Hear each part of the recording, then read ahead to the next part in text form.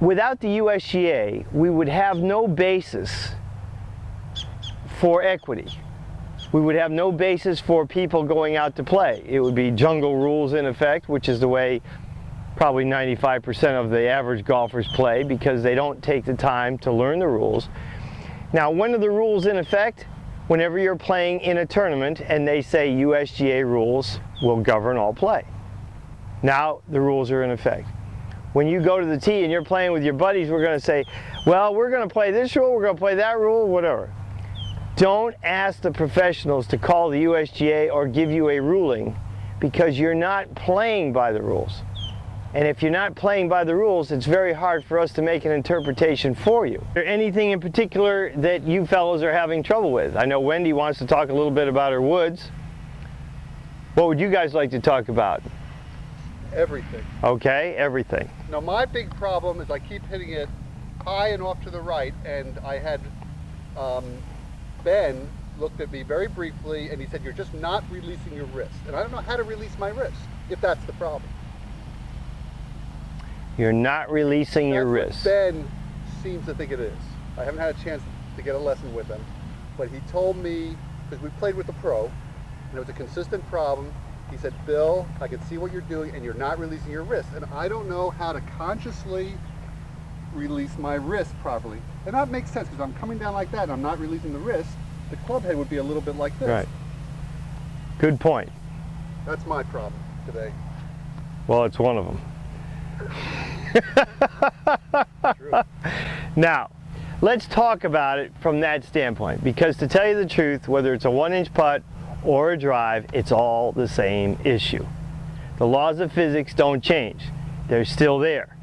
Now, what's causing your ball to go to the right is obviously one thing, and one thing only.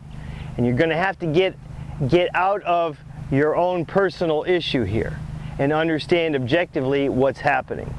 The only way the ball for a right-handed player curves to the right is the club face must be what? Open. Correct.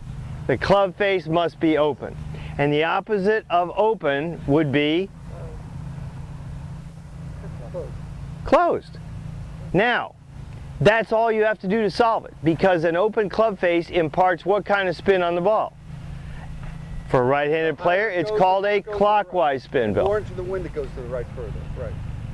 We're not talking about degree at the moment. We're just talking about basics. You're right about the spin. Right. Right. Thank you. The spin is a clockwise spin for a right-handed player, and it makes the ball curve to the right. The opposite of that is when the club face is closed on the ball at impact, and now it imparts a counterclockwise spin. That's the difference between a slice and a hook. I don't care what path you swung the club on.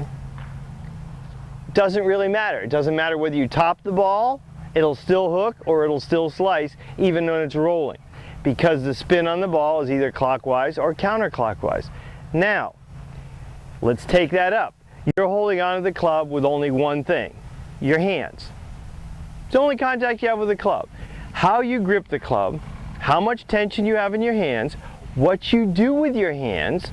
For instance, if I had this club and it's square, for a good player, they try to set up what we call a neutral relationship here, where the back of my hand and forearm is in line with the face of the club. The palm of my right hand faces the palm of my left hand. This is all reversed for a lefty. But basically, I've set this relationship up. We call this a neutral relationship. Now, if the back of my hand is facing towards you, and the face of the club is facing towards the target, I have a different kind of relationship here, don't I? Well, the problem with that is the way your body works. Your arms rotate around your body, okay? That's how they work. If I stand here, you can see the palm of my left hand. When I bring my arm back, it's coming from a fixed axis point, my shoulder, my arm rotates around and in. Now my palm is facing there, the back of my hand is facing out there. Guess what? It just rotated 90 degrees. Did I use my hand and wrist to do that? No. My arm does that. Now, when my arm rotates back to where it was, it rotated back 90 degrees. And then from there, it rotates another 90 degrees over here.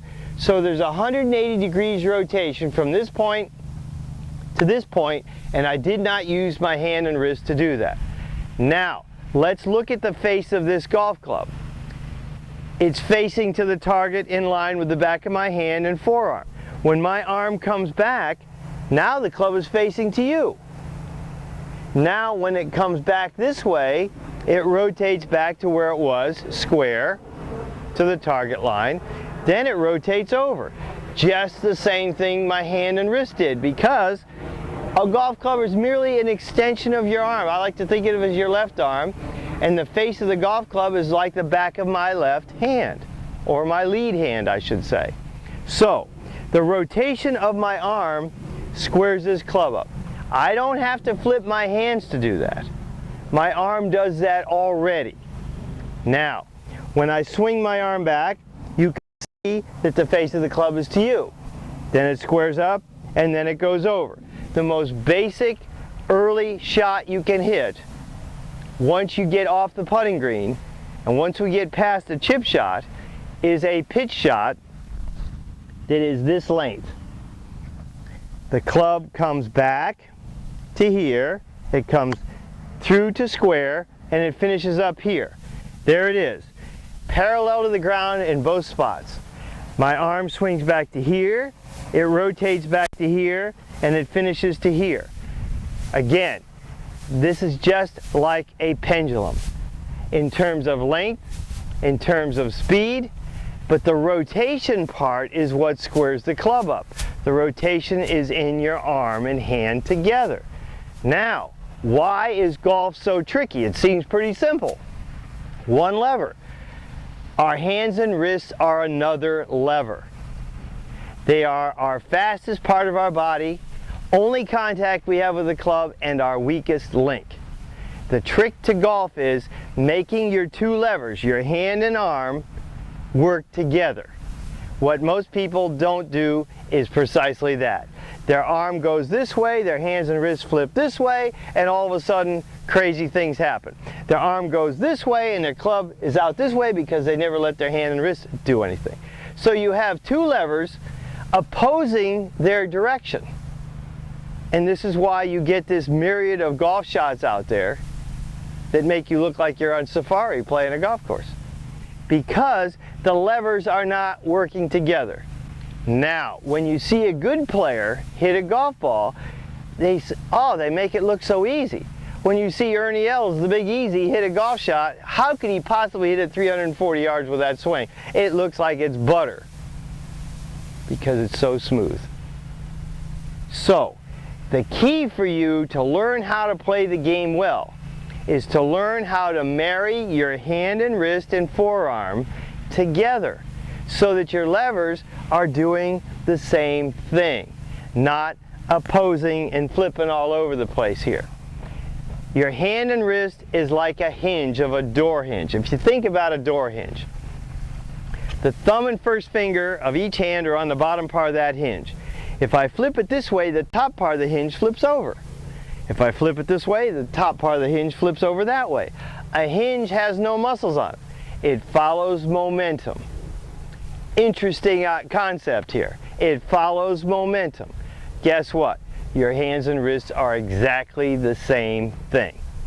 The tricky part is we put momentum into the hinge regardless of what we do with our arm, and it creates all these crazy angles and stuff that ruin a golf swing.